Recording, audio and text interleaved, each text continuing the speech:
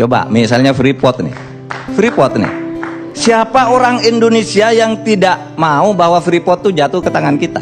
Semua mau. Presiden sejelek apapun itu selalu dikampanyekan. Tetapi ketika sampai pada masanya, ternyata Freeport itu sudah punya dokumen hukum di mana dia diberi hak secara resmi oleh negara untuk mengelola ini dan diperpanjang 10 tahun sebelum berakhir dan tidak boleh ditolak selama Freeport mau.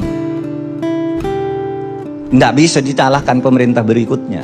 Karena kalau pemerintah berikutnya maksa ke peradilan internasional atau mungkin diadakan invasi sepihak. Nah, itu persoalannya. Kita ini tersandra sebenarnya.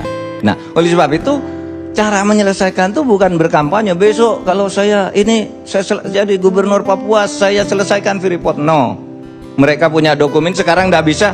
Kata divestasi 51%, oke. Mereka sehari bilang oke, 2 hari kemudian bilang tidak. Sampai sekarang. Prof Mahfud, saya nanya dikit. Dokumen yang menyandera kita itu dokumen apa? Dalam soal Freeport. Soal Freeport. Satu dokumen undang-undang yang pada waktu itu ditandatangani dan disetujui bersama oleh DPR bersama Pak Ginanjar. Cabut Saya aja. punya dokumennya. Nggak, cabut aja tuh undang-undang.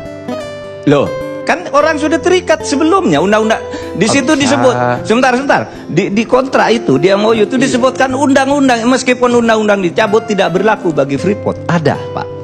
Itu Pak Ginanjar dulu yang buat. Iya. Itu berjalan sampai sekarang. Saya ketika Sudirman Said itu dikritik rame-rame, gimana Anda kok bisa melakukan itu, merugikan rakyat? Dia ketemu saya, Pak, ini undang-undangnya. Ini hasil kesepakatan DPR dan pemerintah. Ada tanda tangan Pak Ginanjar waktu itu. Saya punya dokumennya. Nggak bisa dicabut, Pak. Seperti Bapak sudah beli lalu cabut, berlaku ke yang lain, bukan ke Bapak. Karena dia berdasar undang-undang yang sah waktu itu. Nah, ini persoalan kita, Pak. Ada hukum-hukum yang menyandera kita sampai sekarang karena kejahatan jabatan di masa lalu. Gitu. Tuh. Yang kedua memang karena moral. Moralitas kita ini bobrok sebenarnya. Sehingga apa? Nggak selesai-selesai masalah itu.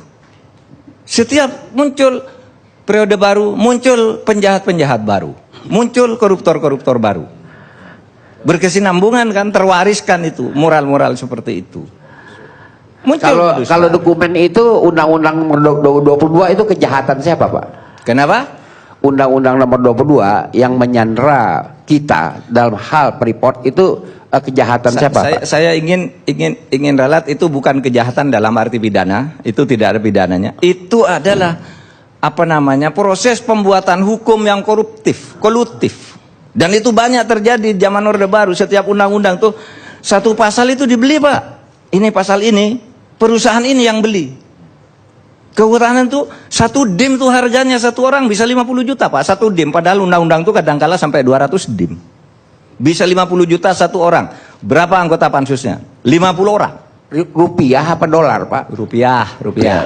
Kalau undang-undang rupiah, Pak. Pembuatan undang-undang masa dolar.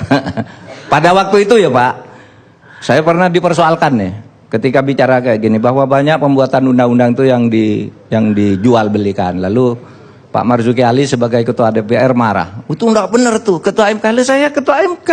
Saya bilang, saya tahu. Dan saya nyebut lalu 8 orang pada ini. 8 orang sekarang sedang dipenjara. Anda tahu enggak? Anak buah Anda, saya bilang sama Pak Marzuki, sekarang dipenjara. Kan menjual undang-undang, bahwa undang-undang ini akan dimasukkan pasal ini, Anda akan mendapat ini, tetapi bayar dulu ke saya sebesar 8%. Ini sekarang orangnya masih di penjara semua, Pak.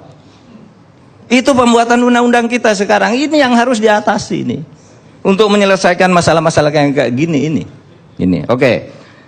Oleh sebab itu bagi saya, ancaman itu bukan 2030, itu enggak ada. 2030 hayalan. Yang nyata ancaman itu ada 4 dis yang akan menyebabkan kita ini hancur sebenarnya. Satu, kalau penegakan hukum berputar-putar seperti sekarang, berarti kita sudah terjebak di dalam sebuah disorientasi penegakan hukum. Salah jalan kita ini. Disorientasi yang berjalan terus ini akan menyebabkan distrust. Rakyat tidak percaya. Iya kan? Kalau ada orang ngomong, matikan TV-nya. Bohong ini katanya. Mau ke pengadilan, bohong ini. Nggak percaya pengadilan. Kalau distrust ini dibiarkan terus, akan terjadi disobedience, pembangkangan. Kalau pembangkangan terjadi, itulah disintegrasi. Bisa tahun depan, bisa tahun 2030, atau bisa tidak terjadi. Tergantung kita mau memperbaiki apa tidak ini. Soal ini semua. Nah, pada akhirnya, kalau saya melihat perdebatan-perdebatan ini seakan-akan memperhadapkan perang berat itu antara pengikut Prabowo dan pengikut Jokowi. Padahal keduanya tuh sudah saling berpelukan, kok pengikutnya masih berperang, ini ada apa ini?